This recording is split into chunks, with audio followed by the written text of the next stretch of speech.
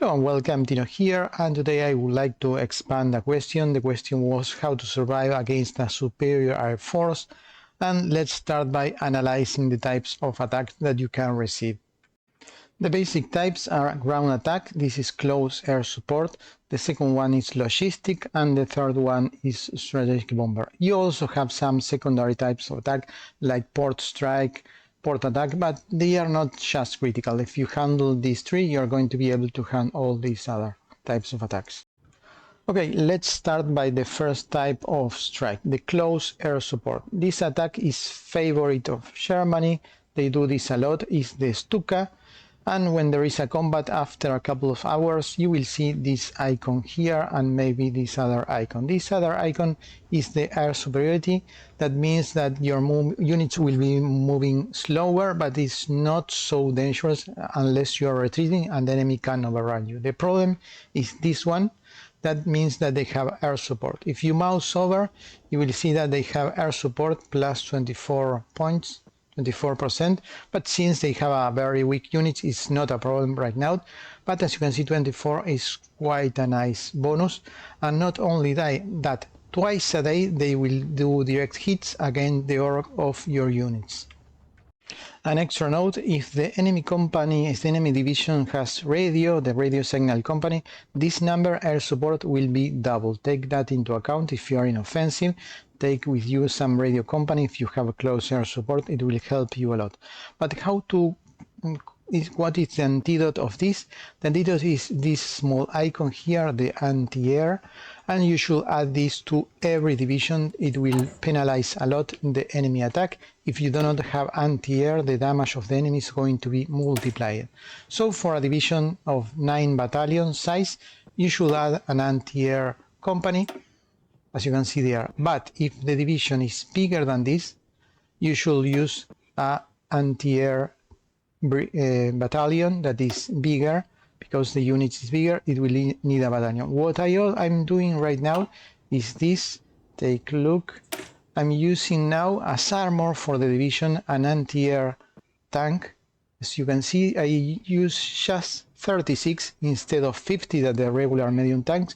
So with less tanks I provide armor to the division, and at the same time I give a battalion of anti-air that is enough for a division of this size.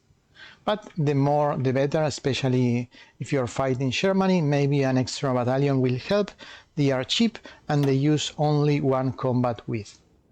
But for me, the most dangerous strike is the logistical strike. If you click any province, you will see this icon here. If this icon is above 3 or 4, it's dangerous. 5, 6, 7 is very dangerous, and you should press this button. And you are going to be able to see here if you are losing trains or trucks. If you are losing trains, fix this immediately, because it will destroy your logistic. You can also mouse over this icon up there and you will see how many excess of trains and trucks you have, and if you are close to the number you need, be very careful. To fix that, you have a very expensive option, that is building the expensive armor trains. I have done tests using this train, and yes, you're going to be destroying enemy fighters, but you're going to be losing more. So for example, if the enemy invests 10 industrial capacity, you're going to be spending 15 industrial capacity. So this for me is a very bad deal, only for very rich nations. And the solution is to build local anti-air. Let me show you where the local anti-air are and what are they used for. If you click this icon, you have the local anti-air. Here it is. And they work in some area. Against logistical strikes, the anti-air that are included in the divisions are completely useless. The only way to counter the logistical strikes is the trains, of course, but the best solution is the anti-air, and they are region-wide. For example, if you put an anti-air here, it will help all along this province. So they are summarized as 9 anti-air, as you can see there. So it's the same. As long as they are in the province, they will help the whole province. And this is the cheapest way to counter the logistical strike. Just 4 or 5 anti-air will change the game completely. Unlike the armor train, the anti-air works, of course, very well for protecting the ports, for protecting your factories. All that has a fixed location in your nation is protected with the anti-air. And about fighters, what is the ideal fighter to counter the bomber? Well, the ideal fighter is the heavy fighter, because the small fighter is a bit more agile, but since both fighters are far more agile than the bomber, they go over the cap. So after you are, let's say, 4 times more agile than the bomber, it's kind of useless. If you are 9-10 times more agile, then both fighters will keep on the tail of these bombers.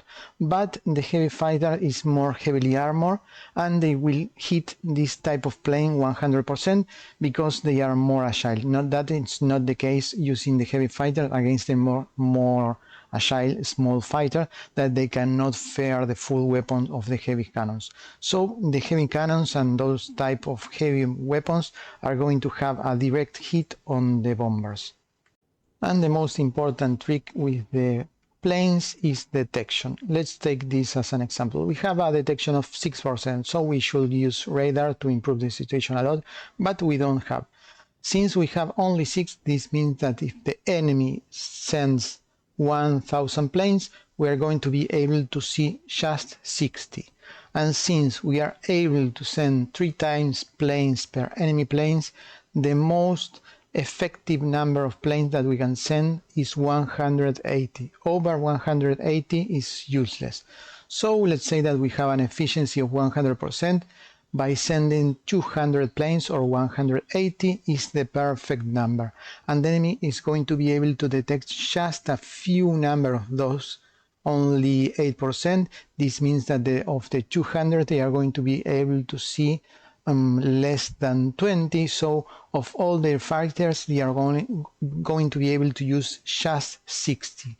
So you should never send more fighters than what you need. In this case, the situation, you should send just 200.